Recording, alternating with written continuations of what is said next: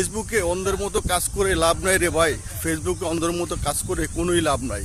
যারা যারা বেশি বেশি খাটতেছেন ফেসবুকে তারা কিন্তু অনেক কষ্ট পাইতেছেন আর অনেক প্রতারণা হইতেছেন ভাই। এটা একটা রাশি লাগে ভাই, এটা একটা সময় লাগে, রাশি লাগে। সময় ছাড়া রাশি ছাড়া কিচ্ছু হয় না। অনেকে দেখা যায় 100 বা 150 বা 120টা বা 80টা ভিডিও ছাড়ার মধ্যেই কিন্তু ওনারা কিন্তু আপনার ভালো একটা পর্যায়ে গেছে, ভালো ভাইরাল হয়ে গেছে। আর অনেকেই আছে 3000 4000 ভিডিও ছাড়ার পরও কি আপনার ভাইরাল হইতেছে না বা ওরকম একটা ভাইরালের পর্যায়ে যাইতেছে না।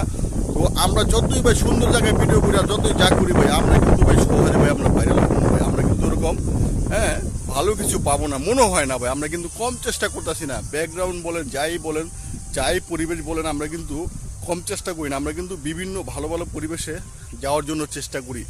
তারপরে কিন্তু আমরা সফলতার দিকে যাইতে পারতাছি না, আমরা আগে বাড়তে পারতেছি না। তো ভালো থাকবেন সবাই, আল্লাহ হাফেজ।